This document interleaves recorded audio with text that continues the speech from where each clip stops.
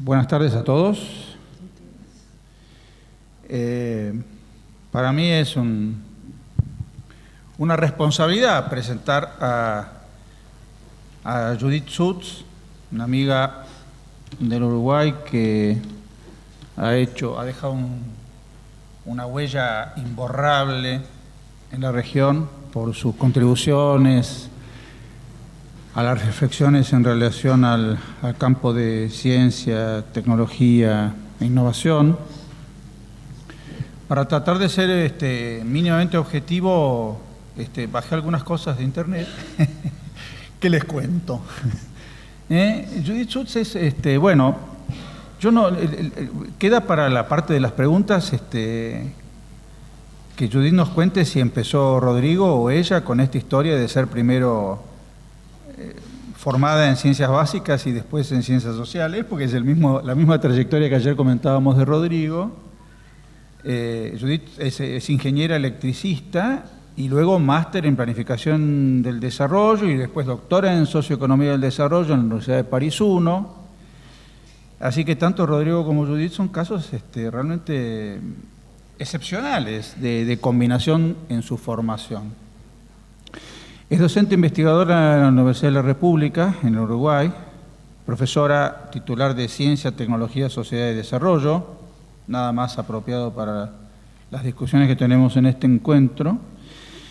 Sus investigaciones se concentran en las condiciones específicas que asumen los procesos de innovación en los países en desarrollo, doy fe de eso, siempre está preocupada por los aspectos que nos caracterizan y nos diferencian de otros países en relación con los procesos de innovación, y en la producción y uso social del conocimiento y en las políticas de investigación universitaria, que va a ser tema de su conferencia.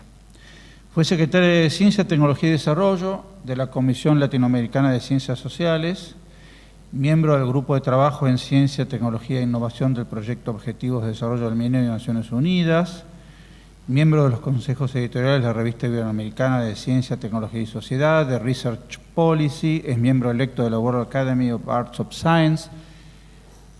Yo lo que quisiera agregar a lo que está, digamos, disponible para cualquiera que haga lo que hice yo, que es poner el nombre de Judith en Google, es que cuando empezamos a tratar de estimular y de difundir la importancia de desarrollar encuestas de innovación en América Latina, bajo la inspiración de Mario Albornoz en la RICIT, nos encontramos con que había una señora uruguaya que 10 años antes había hecho la primera encuesta de innovación en América Latina, en la Universidad de la República, a pulmón, como decimos acá en nuestro país. A pulmón, una muy buena encuesta de innovación hecha desde la universidad y que nos sirvió de insumo básico para todo lo que hicimos después, que ella también contribuyó en lo que después se llamó en ese esfuerzo colectivo que fue el Manual de Bogotá, que no intentó de ninguna manera sustituir al Manual de Oslo, del cual somos todos tributarios, sino darle ese contenido específico de la mirada regional que nosotros pensamos que debía tener el análisis de los procesos de innovación y la construcción de indicadores que nos permitieran estudiarlo a conciencia. Así que Judith, como digo, ha dejado una huella imborrable y lo sigue haciendo, mantiene una dinámica de producción envidiable. Así que no tengo más nada que decir, que estoy presentando a una persona que admiro mucho y a la cual le tengo mucho aprecio. Judith. Bueno, después de esto ustedes me van a perdonar, pero no hay nada más que desilusionar. Así que muchísimas gracias. Y bueno, esto va a ser una conversación para compartir con ustedes unas cuantas angustias, algunas más dudas y algunas pocas certezas, convicciones, si prefieren. Esta charla va a tener dos puntos. El primer punto tiene que ver va a tratar sobre los conceptos de calidad y relevancia en la investigación académica, que es lo que es el título de la charla. Permítanme comentar esto que decía Max Weber. Max Weber decía que hay conceptos de trabajosa definición que ilustran que lo que es evidente por sí mismo es raramente pensado con claridad, por la misma razón de que aparece como obvio. Para cualquiera de nosotros, calidad es obvio, relevancia es obvio, no es tan obvio. Entonces, a discutir un poco esos conceptos vamos a dedicar la primera parte.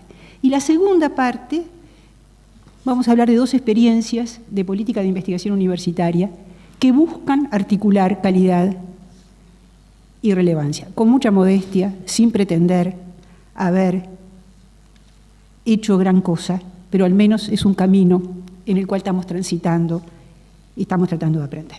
Entonces, calidad y relevancia, una primera mirada por separado, porque la calidad y la relevancia de la investigación son en general aspectos distintos, no siempre, pero son en general dos cosas diferentes. Algunas de las diferencias tienen que ver intrínsecamente con la respuesta a preguntas que hizo la colega mexicana ayer. Es decir, ¿para qué importa? ¿A quién le importa? Y también extrínsecamente con quien juzga ambos aspectos. Quien juzga la calidad no necesariamente es quien juzga la relevancia. Y aquí se ha hablado mucho de evaluación, y vamos a hablar de evaluación porque es evidentemente un tema central a lo que estamos conversando. Pero fíjense ustedes, hay un ámbito en el cual la calidad y la relevancia coinciden, y es el ámbito cerrado sobre sí mismo del mundo académico, porque ¿a quién se le ocurre que puede hablarse de una investigación académica de calidad trivial, no relevante para el avance de la ciencia? Es un contrasentido. Quiere decir que la relevancia y la calidad en el mundo de la investigación académica, digamos, comparten esa cuestión que decía John Seaman, nunca sé si es Seaman o Simon, depende de dónde nació en Inglaterra, cosa que tampoco sé, y es que la ciencia es una opinión consensuada entre pares. La calidad es una opinión consensuada entre pares, la relevancia es una opinión consensuada entre pares.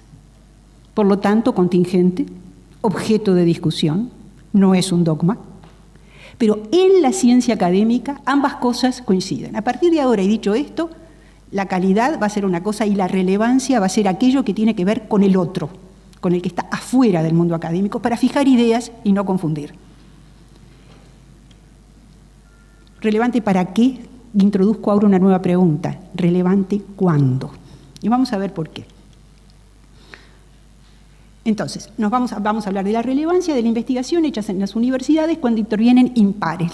La palabra pares e impares se debe al único sociólogo que fue alguna vez presidente de un CONICYT latinoamericano, Nacho Ábalos, que escribió un libro que se llamaba CONICYT, Casa de Pares e Impares, en un esfuerzo que hizo justamente para que el CONICYT no fuera solamente una casa de académicos, sino que se vinculara con el medio. Entonces, cuando intervienen los impares, cuando ampliamos el universo de quien opina sobre la relevancia y nos salimos del marco puramente académico, nos preguntamos ¿para qué? En la literatura hay básicamente dos respuestas. Una es relevante para el desarrollo económico, esa es la que más conocemos, es bastante adecuada en los países desarrollados, es absolutamente cierto desde el matrimonio de la ciencia y la tecnología o desde el matrimonio de las ciencias con las artes útiles, depende de qué autor uno cite, es muy claro que la ciencia es un factor fundamental de avance económico, productivo y demás. Hay otra que es la investigación, la relevancia para la toma de decisiones. Eso viene fundamentalmente del área médica, de la famosa línea que habla de políticas basadas en la evidencia. Es decir, uno hace investigación académica o bien para ayudar al desarrollo económico o bien para generar evidencia sobre la cual pueda basarse la política. Nosotros más adelante vamos a proponer una respuesta adicional. No estoy diciendo que estas sean las dos únicas que hay, digo que en la literatura sobre el tema lo que uno encuentra fundamentalmente son estas dos. Observación primera. ¿Relevante para qué? Asume tácitamente que hay una demanda para el conocimiento producido. Aquí se ha hablado de demanda una vez, otra vez, y yo voy a hablar mucho de demanda. Porque, ¿qué sentido tiene decir relevante, preguntarse relevante para qué, si afuera no hay nadie a quien le interese lo que uno está haciendo? Está claro que la relevancia es algo que viene de afuera. La relevancia no es intrínseca. Entonces, recordemos esto. Es un tema muy importante. Y la segunda observación es, supongamos que tenemos una respuesta. Sabemos para qué es relevante. La pregunta es, ¿cuándo se aprecia la relevancia? ¿Inmediatamente después de que la investigación está concluida? ¿En algún momento posterior? ¿Cuándo? No es una pregunta trivial. Ambas observaciones merecen ser atendidas y vamos a dedicarnos primero a la cuestión de la demanda y después a la cuestión del cuándo. ¿Está bien? Entonces, se pueden decir muchas cosas. Antes de leer esto que está aquí, les voy a decir que hay un par de autores, un autor muy famoso, Danny Roderick, economista, que dice que la razón por la cual hay tan escasa vinculación entre la producción de conocimiento y el uso del conocimiento en el mundo subdesarrollado no tiene nada que ver con falta de laboratorios, falta de talento, falta de investigación. Tiene que ver fundamentalmente con falta de demanda. Lo mismo dicen Cimoli y otra gente de la CEPAL, cuya caracterización de América Latina es una América Latina del sur, más bien productora de bienes primarios con bajo valor agregado, y un norte, Centroamérica, México, más bien volcado a una maquila, pero en cualquiera de los casos, escasa demanda de conocimiento. O sea que es una cuestión estructural, ¿eh? Acá no estamos hablando de buenos y de malos, de tontos y de inteligentes, de informados y de desinformados. Acá estamos hablando de estructura productiva. Es decir, eso es muy fuerte. Entonces, tengamos eso en memoria. Entonces, la relevancia de la investigación académica para el desarrollo económico y empresarial y para la toma de decisiones se expresa de dos maneras. Hay una demanda ex ante. Eso quiere decir, yo quiero que me contestes ciertas preguntas. Pero también hay una demanda ex post. Y es cuando yo veo los resultados de la investigación, digo, esto me puede servir. Está claro que son dos cosas distintas. No sé si soy clara, pero es importante diferenciarlas analíticamente. Por otro lado, tenemos la demanda explícita. Yo sé lo que quiero y lo expreso, pero también hay un conjunto de demandas de ambiente que se expresan de forma más o menos difusa. ¿Dónde? En economías basadas en el conocimiento y motorizadas en la innovación, la expresión corresponde a John de la Motte y Guy Pasquet, en un libro de 1996, y está claro que no todas las economías están basadas en la ciencia y motorizadas por la innovación. Quiere decir que ese ambiente que en general demanda de manera relativamente tácita, porque son direcciones de cambio técnico, o más rápido, más rápido, más rápido, o más chico, más chico, más chico, o son señales de una sociedad que permean los circuitos académicos y orientan las agendas. Bien, entonces tenemos estas cuatro cosas: demanda ex ante, demanda ex post, demanda explícita y demanda de ambiente, que configuran distintas modalidades por las cuales se le pide, se le paga, se le reclama, se le sugiere a la investigación académica por dónde tiene que caminar. Desde una perspectiva extrínseca, entonces, cuanto mayor la demanda por resultados de investigación académica, mayor su relevancia. ¿Estarían de acuerdo con esta afirmación? ¿No? Lo discutimos eventualmente más adelante, pero digamos, es todo un tema. Poner solo afuera la relevancia de la investigación académica es muy peligroso, pero digamos que en principio podemos hacer una proxy. Y entonces la pregunta es, ¿qué pasa cuando la demanda es débil? Suponiendo, dando por barato que esto que digo, que está en rojo, es cierto, ¿qué pasa cuando la demanda es débil? Entonces vienen las acusaciones muchas veces. La universidad está en la Torre de Marfil. La universidad hace cosas inútiles. La universidad gasta plata del erario público en cosas que no sirven. Cuando la demanda es débil, la universidad está sola. Y una universidad sola es una mala compañera. Pero no está sola porque quiere. Está sola porque, por razones estructurales, la debilidad estructural de la demanda la aísla, en el sentido de que define la agenda por sí y ante sí, en la medida en que esta demanda es muy débil. Y Y otra cosa, ¿a través de qué indicadores se aprecia la fortaleza o debilidad de la demanda de resultados de investigación? Acá tenemos grandes expertos en indicadores. Proporción de la I+D sobre el PBI, puede ser. Porcentaje de investigadores trabajando en empresas, puede ser.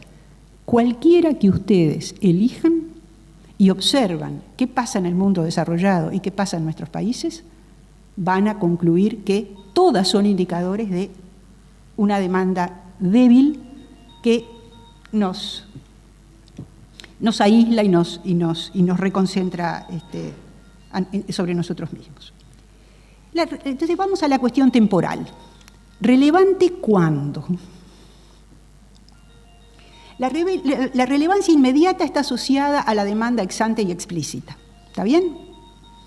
Es decir, cuando yo pido algo, sea que lo explicito, sea que estoy haciéndolo de antemano, tengo una relevancia inmediata. La relevancia de la investigación académica para demanda ex post y difusa solo se muestra luego de pasado cierto tiempo, porque yo tengo que observar los resultados y tomarlos. No olvidar, y esto es muy importante, que la universidad es una institución de largo plazo. ¿Cuántas instituciones de largo plazo tenemos en nuestras sociedades? No el gobierno, claramente. ¿Cuántas instituciones de pensamiento de largo plazo tenemos en las sociedades? Una de ellas, quizá de las más importantes, es la universidad. Empujar a la universidad al corto plazo es muy peligroso, porque realmente debilita la diversidad institucional, pero eso lo dejamos por allí. Por eso mucho pedido muy concreto, mucha acusación, puede ser complicada. Esta pregunta es especialmente importante para aquel tipo de investigación que se cultiva sobre todo en universidades, la investigación fundamental, que suele dar lugar a la pregunta, ¿y esto para qué sirve?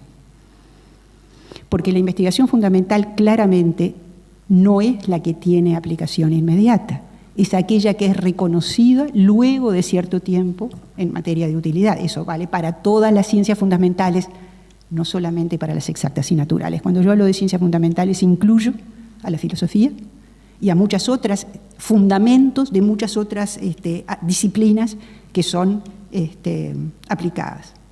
Entonces, la pregunta es, ¿de qué depende que haya relevancia diferida para la investigación fundamental? ¿De qué depende que la matemática, la física, la filosofía, la sociología, digamos, a la Weber, ¿no? La sociología aplicada, que toda la investigación tenga relevancia diferida? ¿Está bien? Porque es fundamental, por lo tanto, alguien la toma después.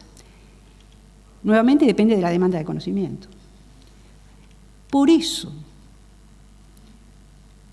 cuando uno hace comparaciones internacionales y, por ejemplo, dice cosas como esta, qué cosa disparatada, el Uruguay tiene un 21.3% de investigación fundamental, investigación básica, en el total del I+D, y Estados Unidos tiene solamente 17.3%. ¿A quién se le ocurre que un país como el Uruguay pueda tener una proporción mayor de su I+D en ciencia básica que Estados Unidos? Esa es una manera de preguntar la cuestión. Pero déjenme mostrarle otra manera. Eso que tienen ahí es la comparación del porcentaje de investigación básica, investigación aplicada y desarrollo experimental en el total de la inversión en I+D de muchos países tomado del Scoreboard, Innovation Scoreboard de la OECD de 2013. Lo que está en amarillo es el desarrollo experimental. Entonces ustedes observan que Estados Unidos efectivamente tiene menos investigación básica que el Uruguay, pero tiene ni más ni menos que 63% de desarrollo experimental. ¿Dónde se hace la investigación básica en todas partes del mundo? En las universidades. ¿Dónde se hace el desarrollo experimental? En todas partes del mundo, en las empresas. En el Uruguay hay un 21.3% de investigación básica. ¿Saben cuánto hay de desarrollo experimental? 13%. Entonces yo pregunto, ¿cuál es el problema? ¿Es el 21.3% de la investigación fundamental o es el solo 13% del desarrollo experimental? Nuevamente, para poder usar la investigación fundamental, alguien la tiene que usar, un actor social la tiene que usar. Y en América Latina estos actores son débiles. Ello redunda en una debilidad relativa de la relevancia que tiene la investigación académica. Tercera pregunta sobre la relevancia de la investigación universitaria, muy importante, por supuesto, relevante para quién. Esta pregunta aparece con mucha fuerza desde hace algunas décadas y ha dado lugar a una literatura que no se termina. El fin de la hipótesis básica del modelo lineal de innovación, es decir, el modo 2, que lo que dice es que la investigación solamente se realizará en un marco de negociación y acuerdo con actores no académicos, lo que Rabe llamaba la ciencia postnormal, que es otra vez el otro que se mete adentro para decidir, lo que Simon llamaba la ciencia postacadémica, que revierte los términos del ethos mertoniano, sobre todo porque en vez de poner en común es propietaria, y eso tiene que ver con toda una deriva hacia la privatización del conocimiento. Y hasta hay son un par de investigadores de Arizona que hablan del capitalismo académico. Es decir, la literatura del relevante para quién ha cambiado realmente mucho. Relevante para el que paga, cosa que en nuestros países nos resulta poco importante, pero en Estados Unidos la parte de la investigación pagada, sea por el Departamento de Defensa, por el Departamento de Energía o por las grandes multinacionales, es enorme. O sea que el para quién tiene mucho sentido y depende mucho, por lo tanto, de por dónde lo estamos mirando. Remite nuevamente a la cuestión de la demanda de conocimiento. ¿Quién demanda y cómo se expresa esa demanda? ¿Qué pasa con la demanda efectiva, la demanda no efectiva? ¿Qué pasa con la demanda pública, con la demanda privada? Hay un montón de preguntas asociadas al para quién. Yo no voy a entrar en detalle, lo único que estoy diciendo es esto es mucho más complicado de lo que parece a primera vista. Uno diría, lo relevante debería incluirse en las agendas de investigación, siempre. Eso no pasa. Una enorme cantidad de cosas relevantes no entran en las agendas de investigación. Esto está asociado de manera bastante obvia a cuestiones de poder y por lo tanto da lugar a conflictos. Una vez que preguntamos ¿para quién?, es muy claro que el más poderoso va a definir la agenda. Eso está mal normativamente, pero es lo que pasa. Y a cómo uno, y en particular las universidades, y en particular las universidades públicas, se ubica frente a ese factor central, que la relevancia para quién termina planteando cuestiones de poder y por lo tanto de conflicto, las interpela muy fuertemente. Y también está el tema de los que no tienen voz. ¿Ustedes saben lo que quiere decir la brecha 90-10?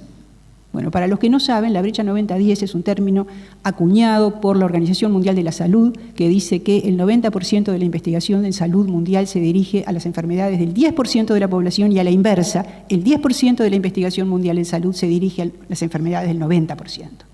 No hay ejemplo más claro de relevante para quién. ¿Está bien?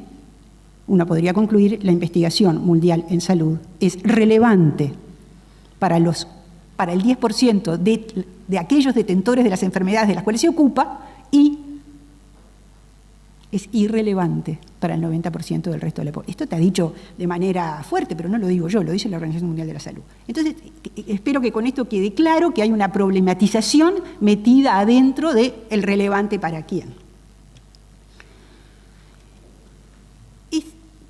Combinar calidad y relevancia es difícil, se puede, pero es difícil. Y quizás no se pueda combinar en términos generales, sino que hay que verlo caso a caso. En todo caso, avancemos un poquito. Uno diría que una agenda equilibrada de investigación universitaria no debería ser ni una cosa ni la otra, deberían ser las dos. Debería apuntar a trabajo de calidad sin referencia necesaria a una relevancia situada aquí y ahora. Y estoy hablando, por lo tanto, a aquellos que hacen avanzar el conocimiento con los problemas que hacer avanzar el conocimiento tiene. A principios de siglo, un gran matemático, Hilbert, dijo, los 30 problemas de la matemática son estos. Y durante 70 años la matemática giró en torno a los 30 problemas de Hilbert.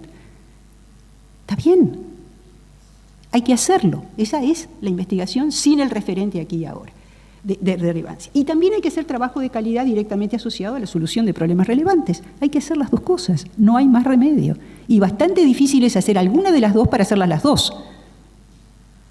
Pero más allá de a qué le llamemos universidades, a uno le gustaría que las universidades hicieran estas dos cosas. Pero la armonía entre estas dos formas de trabajar es muy escasa.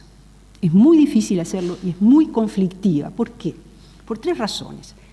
El primero es el origen de la legitimidad de los problemas a investigar. En un caso, la legitimidad de los problemas viene de adentro, en el otro caso, la legitimidad viene de afuera, y ahí hay un choque. Por otro lado, tenemos un problema de las aproximaciones académicas más redituables.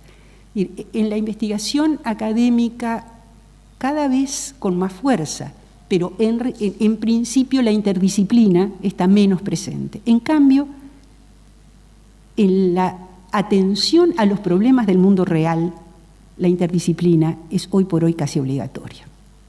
Entonces, ahí también tenemos otro problema, la vieja discusión. Si no sabes la disciplina, no puedes hacer interdisciplina.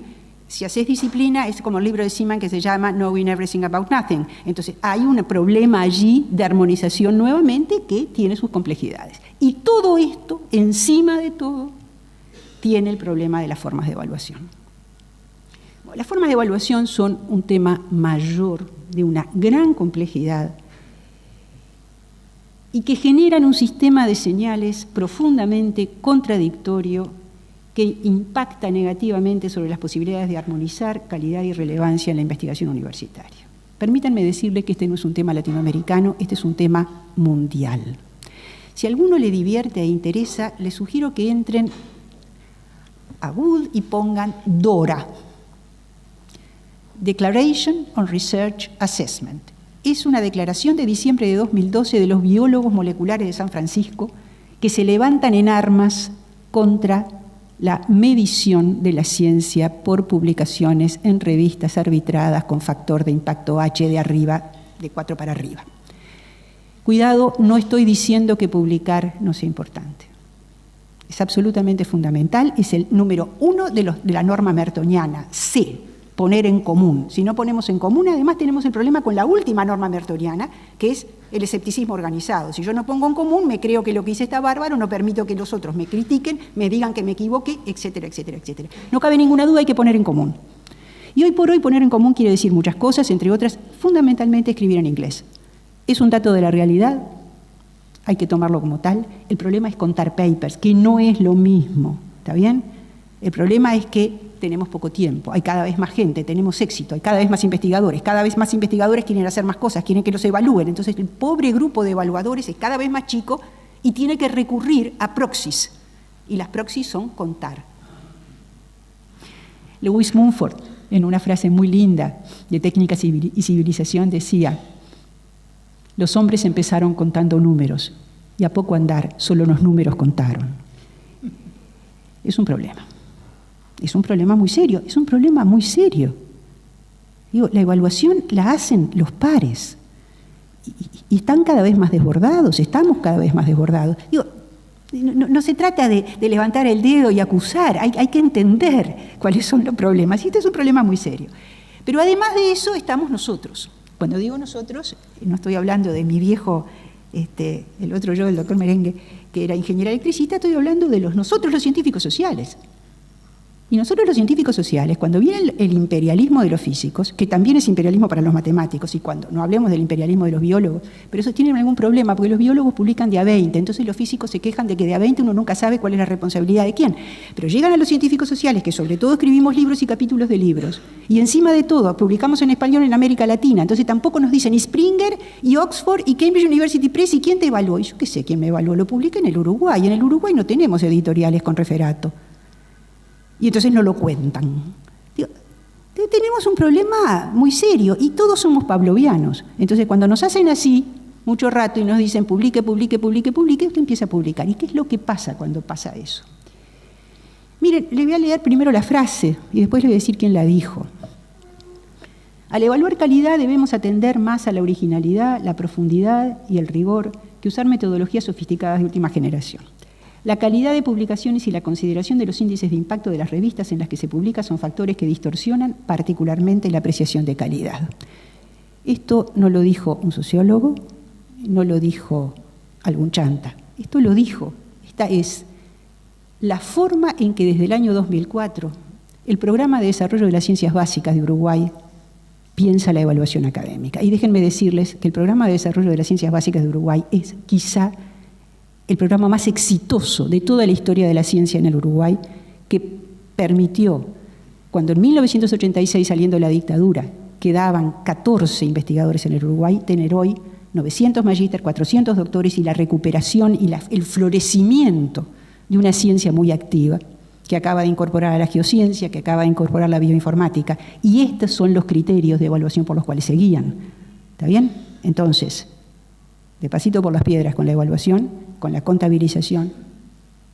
No se trata de hacer demagogia, no se trata de que arriba del carro de que esto es así se metan los que no publican nada o publican, digamos, autorreferencias mediocres. Hay que leer, hay que evaluar cualitativamente. Eso lleva mucho tiempo.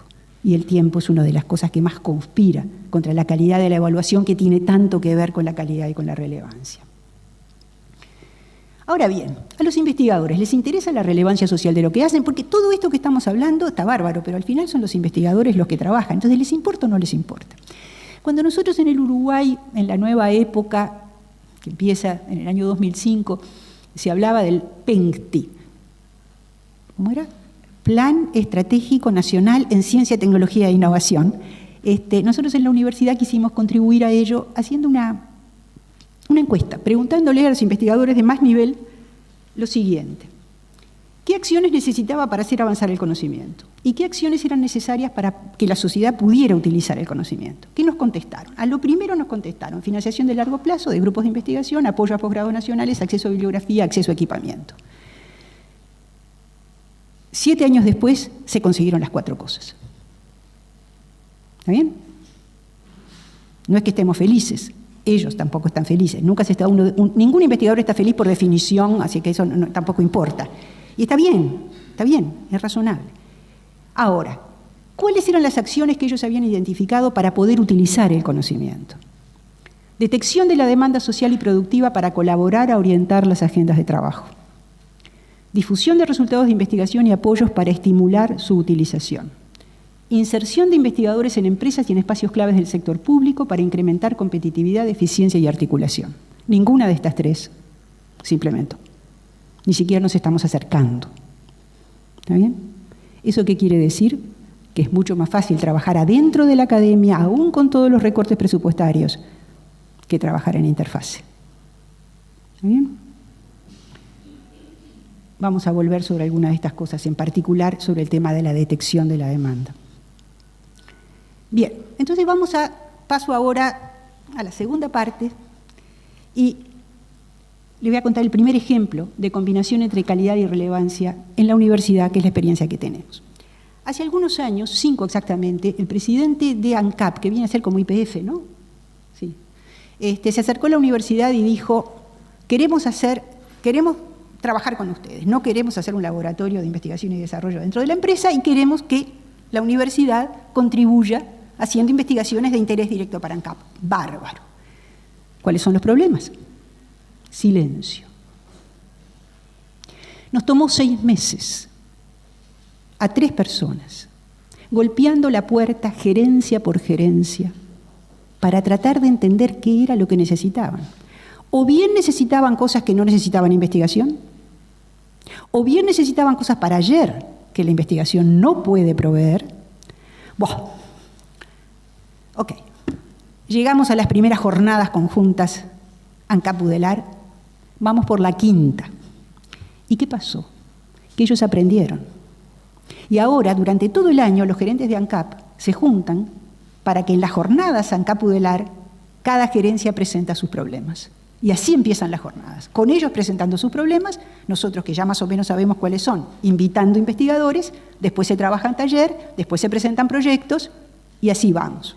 Entonces, para ver un dibujito simplemente es, no sé si se ve más o menos bien, digamos, el origen de los problemas, es decir, la relevancia, proviene de ANCAP. Ellos plantean los problemas. La calidad se hace en un proyecto, cuidado, cada proyecto que presentan los investigadores va a 2 evaluadores como si fuera un proyecto de investigación y desarrollo común y corriente, a 2 evaluadores en principio extranjeros, es decir, la normativa habitual. Y de alguna manera la vinculación entre evaluación de calidad y evaluación de relevancia se da en este marco. Selección de temas, las jornadas, se hace un llamado, se presentan las propuestas, se evalúan, se financian los proyectos y sobre todo se hace un seguimiento, porque de nada le sirve a un gerente que le entreguen un informe de investigación. Eso no sirve para nada. Hay durante todo el proceso una interacción. ¿Qué tipo de problemas? Bueno, primer problema. ¿Cuál es la probable temperatura entre mayo y agosto? Porque tengo que saber cuántas garrafas de supergas compro. ¿Quién intervino en esa pregunta? Una muy joven licenciatura en Ciencias de la Atmósfera, dirigida por un doctor muy brillante en el Uruguay, menos de 40, es un bebé, que logró resolver el problema.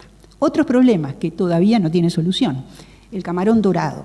Llegan los barcos a la bahía de Montevideo, tiran el agua de las sentinas y un montón de organismos que no tienen predadores naturales se pegan a todo el sistema de la refinería de ANCAP. Otro problema, ¿por qué los trabajadores no usan los implementos de seguridad? Si los castigan, no los usan. Si los premian, tampoco los usan. ¿Por qué no los usan? Psicología y Bellas Artes, juntas, estudiaron el problema que ya se sabía más bien lo que era, que es simplemente, si me pongo los implementos me van a tratar de poco hombre. Entonces, ¿cómo se trabaja esa cuestión? Porque para la empresa es una cosa muy importante. Digo, mejor no les sigo contando, pero déjenme decirles, ciencias básicas, ingeniería química, ingeniería de potencia, psicología, sociología, para trabajar el tema de los trabajadores rurales cañeros en la refinería de azúcar del norte del país, en fin, todas las áreas de conocimiento, aunque nadie lo pensó así, estuvieron finalmente convocadas. Este es un caso claro. La relevancia es explícita, la calidad es académica. Esto ha funcionado bien, y si estamos por las quintas jornadas es porque ANCAP lo reconoce como tal. ¿Está bien? Bien, esta es una. Ahora vamos a la investigación orientada a la inclusión social. Y vamos a dar una justificación muy somera del enfoque. Esto es en lo que más trabajamos. Esto es lo que más nos importa. Esto es lo que más nos cuesta. La primera razón por la cual uno tiene que pensar investigación orientada a la inclusión social es por el tema de la desigualdad. Ayer Rodrigo hablaba del libro de Piketty. Antes que el libro de Piketty, en 2011, el gran experto en desigualdad del Banco Mundial, Branko Milanovic, dice una cosa que si uno se pone a pensar es asombrosa. Dice, entre 1870 y 2010, la desigualdad mundial aumentó. Y uno dice, pero de 1870 a 2010 está toda la promesa de la modernidad basada en ciencia y tecnología. Pasó todo. No teníamos pastillas anticonceptivas, no teníamos aviones, no teníamos teléfono, tenemos. ¿Cómo puede ser? Y sin embargo, los datos son inapelables. Entre 1870 y 2010 la desigualdad aumentó. Y parte de la explicación tiene que ver con el conocimiento, con el para qué, con el para quién, con el poder y con los que no tienen voz. Entonces, si eso es así, hay que hacerse la otra pregunta. ¿Cómo podemos, desde el conocimiento, plantearnos, contribuir a la inclusión social? Una cuestión fundamental, pero no es la única. Y déjenme que les muestre ahora algo que es sorprendente. Es el problema de los bienes públicos. Estaríamos todos de acuerdo que una manera de construir más igualdad es a través de bienes públicos de calidad accesible a todo el mundo, ¿verdad? Porque los bienes públicos tienen que ver con la salud, con la educación, con la vivienda, con la nutrición, en fin. Esto que está acá es lo siguiente. Esta es la balanza comercial en salud de Brasil. La raya está puesta en el momento en que asume Lula, 2003, 2003-2004. En ese momento hay una enorme, ¿cómo puedo decir?, metida para el sistema de salud, ingreso al sistema de salud de los brasileros. Hay una política de inclusión social de salud muy fuerte. 7 años después, el déficit de la balanza comercial en salud es 10 billones de dólares. Entonces, ¿qué pasó? Los brasileños dijeron, una de dos, o paramos el sistema de inclusión, que todavía no incluyó a buena parte de los brasileños, o tenemos que tener una tecnología distinta. ¿Cómo está compuesto este déficit? Un 21% equipamiento médico, 25% farma. Acá tengo un brasilero que capaz que me dice que digo las cosas mal, pero esto lo dijo José Maldonado de Fiocruz, así que yo estoy citando fuente, Carlos, así que entonces lo que dijeron es, bueno, muy bien, ¿saben qué? Tenemos que hacer innovación endógena. No podemos seguir importando, tenemos que hacerlo en casa. La vieja y querida y tan maltratada sustitución, en este caso inclusiva de importaciones. Antes de seguir, quiero decirles una cosa, que esa sí es una convicción muy profunda que tengo, y la verdad es que la he estudiado. Acá hay muchos ingenieros en la sala, ¿verdad? Los ingenieros saben que resolver un problema es resolverlo en condiciones de contexto. Si yo vivo en un país muy rico, donde tengo todo lo que necesito, donde no tengo que ingeniármelas, porque ¿para qué me las voy a ingeniar? Si por caro que sea, esto que es mucho más directo lo consigo, yo tengo una heurística de búsqueda de solución de problemas. Si yo vivo en un país pobre, con pocos recursos, mi heurística de solución de problemas va a ser diferente. Esa es una afirmación sencilla, pero es muy clara. Uno no busca de la misma manera soluciones en ambientes de abundancia que en ambientes de escasez. Los latinoamericanos somos maestros en innovar en condiciones de escasez. Es un rasgo cultural profundo, muy poco estudiado, pero profundo de nuestras sociedades.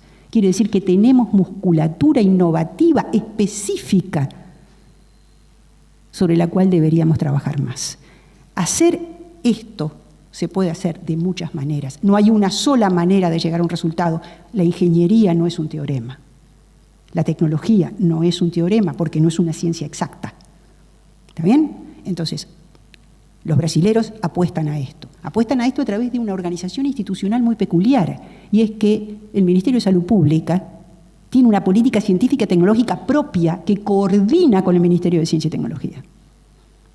No sé qué va a pasar, pero que están bien orientados, están bien orientados. Entonces, hay una justificación muy doble, hay una justificación. Y permítanme que les diga otra cosa. Hay otra, digamos, la investigación se justifica. ¿Cómo la justifica la CEPAL? La CEPAL está muy preocupada por la igualdad. Ustedes seguramente saben que en el año 2012 sacaron un libro que se llama La Hora de la Igualdad. Es un libro estupendo, lo pueden bajar de internet.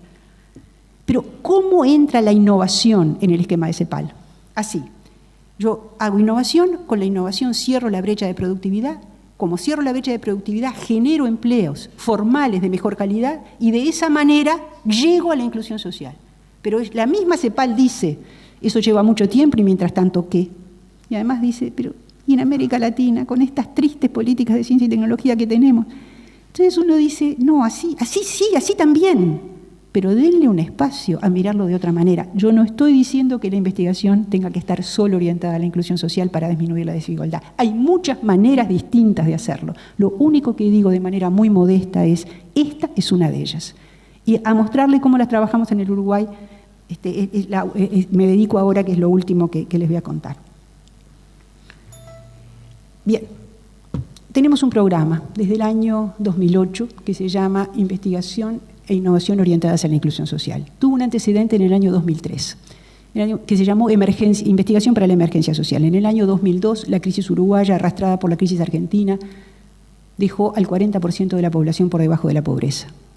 La universidad es una universidad latinoamericana, la Universidad de la República, y por lo tanto entendió que era importante tratar de hacer algo. Bien, el asunto es la vinculación directa entre la investigación y la solución de algún problema de inclusión social. Las vías indirectas todos las conocemos, ahora se trata de ver si podemos hacer el matching de manera directa.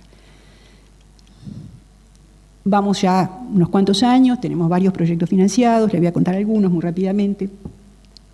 La justificación del enfoque como enfoque de política universitaria es muy sencillo, la universidad tiene deberes, a la universidad la financia toda la sociedad. A pesar de que el 54% de los estudiantes universitarios que ingresan a la Universidad de la República son los primeros de su familia en llegar a educación terciaria, igual seguimos siendo muy elitistas por una razón muy simple. Los que terminan la secundaria son de los quintiles más altos. Y por lo tanto, nosotros exigimos secundaria para entrar a la universidad, ya está. O sea que efectivamente hay una deuda muy importante. Ahora, el problema es la relevancia. ¿Dónde están los problemas? ¿Quién los tiene? ¿Quién sabe de ellos? ¿Qué sabe un investigador de los problemas que hay en la sociedad? Voy a contar una pequeña anécdota. En Uruguay se hizo una lámpara de luz azul para tratar la bilirrubinemia aguda neonatal, porque en los hospitales no había, en los hospitales públicos. Una cosa muy seria para un bebé recién nacido, si no tiene la lámpara azul para permitirle excretar la molécula de bilirrubina, hay que cambiarle la sangre, es una cosa complicada. Las lámparas eran muy caras porque usaban LEDs. Y como el LED tiene muy poca intensidad, necesitaban 2.000 LEDs. 2.000 LEDs es muy caro.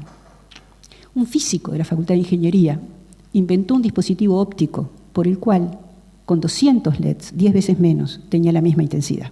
Se hizo la lámpara, era pequeña, cabía en una incubadora. ¿Cómo se enteró ese físico de que había ese problema? Comiendo ravioles un domingo con su papá, que era el neonatólogo. Entonces la pregunta es, ¿cómo ayudamos al azar? Y yo le pregunté al físico, ¿qué necesitarías tú para poder hacer más de esto? Y su respuesta fue, necesito una góndola de supermercado llena de problemas, porque yo no sé cómo encontrarlos. No te voy a asegurar de que yo pueda realmente resolverlos todos, pero por lo menos voy, me acerco, lo miro, digo, me parece que sí, o si no se lo paso a un colega. ¿Cómo se genera la góndola de problemas? Bueno, un problema enorme. Nosotros lo hemos intentado de varias maneras, hemos fracasado en todas.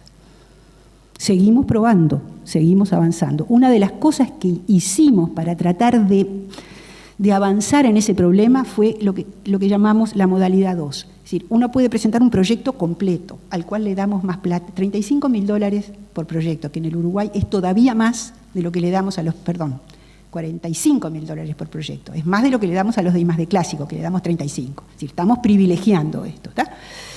Y hay una modalidad de menos dinero que es para construir la demanda, para explorar, lo que llamamos modalidad 2. Si no estás seguro, si no sabes, tirate por una más modesta, trabajé un año, te reservamos 4 lugares, si lo que hiciste bien.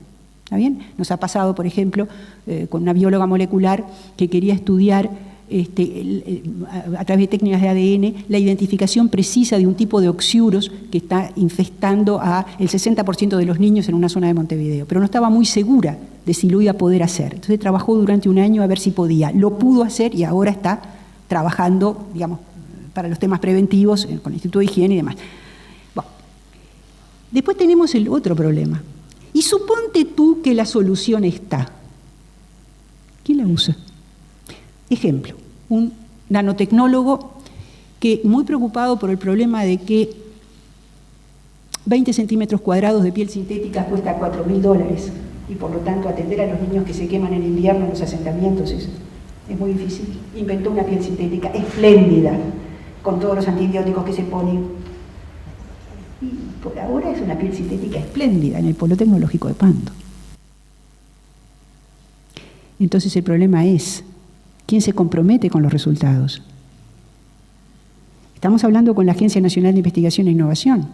Bueno, les damos los resultados. Acá tienen 10 resultados. Elijan alguno y escálenlo. Si la universidad sola no puede sola identificar los problemas, no puede sola asegurar que los resultados se usen. Es un tema realmente muy complicado. Entonces acá es muy fácilmente, ustedes se dan cuenta de las diferencias con el programa anterior, el programa ANCAP UDELAR. La identificación de los problemas la hacía ANCAP. Y acá uno abre la puerta, tiene toda la sociedad y sale como Dios con el farol a ver qué es lo que encuentra. Hay que sistematizar, hay que encontrar metodologías. Bueno, estamos trabajando en eso, pero digo, les aseguro que no es sencillo. Y por otro lado está la voluntad de implementación. ANCAP financia los programas. Cuidado, los programas ANCAP UDELAR no los financia la universidad. Por supuesto lo financia ANCAP. Entonces, está claro. Sin embargo, tienen dos similitudes. Uno es que la calidad es fundamental en los dos. La idea de que uno puede hacer investigación para la inclusión social con ciencia de segunda no solamente es un error garrafal, es una vergüenza. Nada necesita más ciencia de primera, nada es más complejo, justamente porque hay que innovar en condiciones de escasez. De nada sirve una vacuna que exige refrigeración si no hay cadena de frío, pero la vacuna hay que hacerla igual. Y eso lo sabe todo el mundo, lo sabemos todos, o sea que es mucho más difícil, ¿está bien? No es más fácil, es mucho más difícil. Y por otro lado, que todos los tipos de conocimiento aportan. Hemos tenido científicos básicos, hemos tenido ingenieros, hemos tenido agrónomos, hemos tenido psicólogos, hemos tenido sociólogos, todos ellos aportando al programa. Por ahora, nuestro éxito mayor, no sé si nuestro éxito mayor, me parece que mejor no lo digo así porque está mal, porque no es cierto, pero un ejemplo de cosa que nos está cerrando. Dos ejemplos. Los dos en el área médica. El área médica es la más fácil de todas, en sentido de identificación. En un caso teníamos un caso de epilepsia refractaria a la medicación y teníamos un neurocirujano de niños en el Hospital de Clínicas que trabajaba con MATLAB, es decir, trataba de encontrar el foco epiléptico a través de un software realmente muy primitivo, mejor dicho, que no estaba pensado para eso. Costaba muy caro, $500,000. Y la gente se juntó con la gente de la Facultad de Ingeniería, hicieron un software en software libre, y cuando el médico nos mostró la diferencia entre cómo detectaban los focos epilépticos antes y después, a uno le corría un frío por la espalda. Y eso habilitó al Hospital de Clínicas a hacer un conjunto de operaciones muchísimo menos riesgosas de lo que eran antes, y al Hospital de Clínicas, por supuesto, van los niños que no tienen $500,000 para irse a operar a Alemania. El segundo, que es un caso muy interesante y lo voy a usar muy brevemente para contarles el tema de cómo la evaluación puede medir tanto calidad como relevancia. Es el siguiente. El Uruguay se sabe que está subdiagnosticado en materia de contaminación con plomo, lo cual es un problema para los niños y es un problema para los trabajadores. La razón es que hay un único lugar donde se hacen los análisis, que es en Montevideo, con reactivos importados, y además las muestras que vienen del interior del país llegan en mal estado, porque llegan en ómnibus. Entonces, un físico de la Facultad de Ciencias inventó un dispositivo electroquímico que permite con una gota de sangre determinar si estás por arriba o estás por debajo del nivel crítico, y entonces te deriva eventualmente. Nosotros resolvimos que teníamos que entrevistar al otro. Entonces entrevistamos al otro. El otro, ¿quién era? La directora del laboratorio clínico del hospital donde se hacía el análisis, el único de Montevideo, desesperada por una solución. Fue tan convincente la demostración de relevancia, no que hizo el investigador, que hizo la que estaba del otro lado, que bueno, nos tiramos al agua. Por supuesto, la evaluación académica era buena. Ahora el dispositivo está hecho y el Ministerio de Salud Pública está por hacer un laboratorio para construirlo. Ojalá termine bien, es quizá una historia buena. Les voy a contar otra. Un clasificador de basura. Lo entrevistamos. Su problema era el siguiente. Cuando tenía una vida de porquería, con su mujer y con sus hijos trabajando en la basura, ganaba un sueldo decente, sacaba dinero. Cuando se cooperativizó, hizo un galpón, la basura ya no se trabajaba en su casa, ni con su mujer, ni con sus hijos, pasó a ganar un sueldo de miseria, a sacar. Entonces, la pregunta es, ¿cómo se le da viabilidad económica a una forma de organización del trabajo que lo dignifica y que en las condiciones habituales da mucho menos rédito? Eso, la parte de investigación tiene que ver con la Comisión Central de Extensión y Actividades en el Medio, Unidad Cooperativa. Uno aprende mucho hablando con el otro. La evaluación es por un lado académica y por otro lado aprecia relevancia a través del diálogo. Al principio los hacíamos venir a la universidad, ahora vamos nosotros a donde ellos estén. Estamos aprendiendo.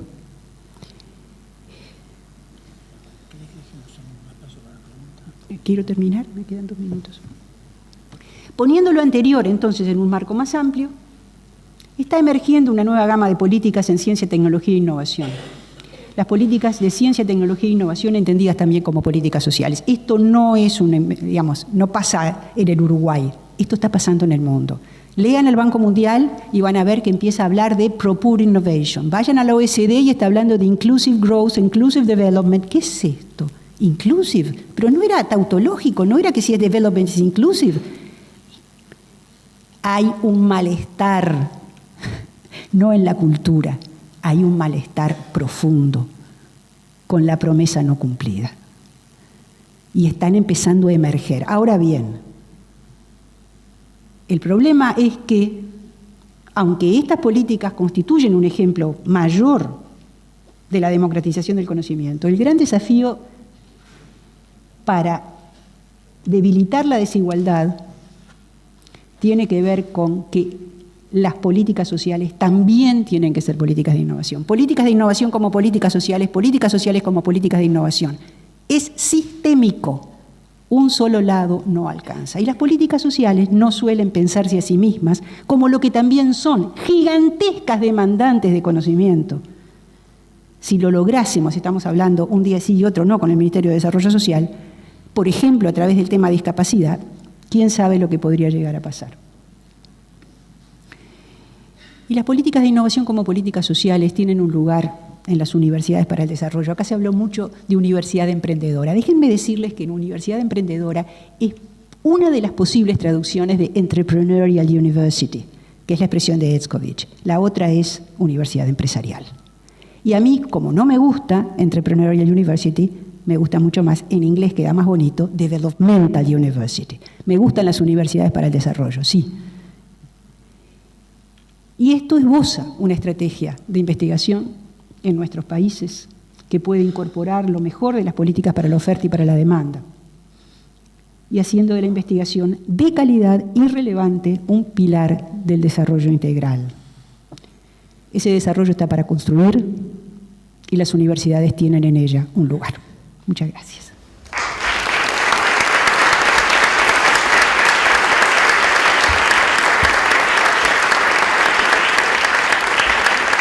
Bueno, vieron que me quedé corto en la presentación. Ahí está todo el talento y el vigor de Judith, admirable, presente como siempre. Bueno, buenas tardes. Me preguntaba, ya que el concepto de la demanda fue fundamental en la charla, y me parecía sumamente interesante, porque es cierto que las universidades han sido siempre como atacadas, digamos, o el lado de la oferta ha sido más atacado. Me preguntaba entonces si la investigación universitaria, me preguntaba a qué demanda había respondido entonces la investigación universitaria, ya que no había respondido a la demanda de la sociedad, sea el sector productivo o la sociedad civil o los excluidos. Y pienso que es la demanda de los propios investigadores, ¿no? Los científicos escriben para los científicos, mayoritariamente. Entonces me preguntaba cuál había sido la consecuencia más fuerte de esto, y es que en los criterios de evaluación entonces va a primar esto de que la relevancia y la calidad sea aquella entendida por la comunidad de pares, ¿no? Y me preguntaba también si entonces una manera de empezar a repensar los criterios de evaluación no es incorporando entonces a los impares, ¿sí? Aquellos que definan la relevancia y la calidad de otra manera. Pensaba en eso, digo, en la cuestión de la demanda. El tema de incorporar a los impares se ha hablado mucho. El problema es que los impares no están. Ese es el problema. En Estados Unidos hay de todo como en botica. Yo tengo el recuerdo de preguntarle a un gran historiador de la ciencia, Everett Mendelssohn, de Harvard, y ustedes en Harvard, ¿cómo se las arreglan con las prioridades? El viejo profesor se sonrió y me preguntó, ¿cuál es el Producto Bruto del Uruguay? Yo le di una cifra y me dijo, Harvard tiene un endowment 20 veces mayor. Hacen de todo. A 100 años plazo, dale que va. No publicas un paper en 20 años, dale que va.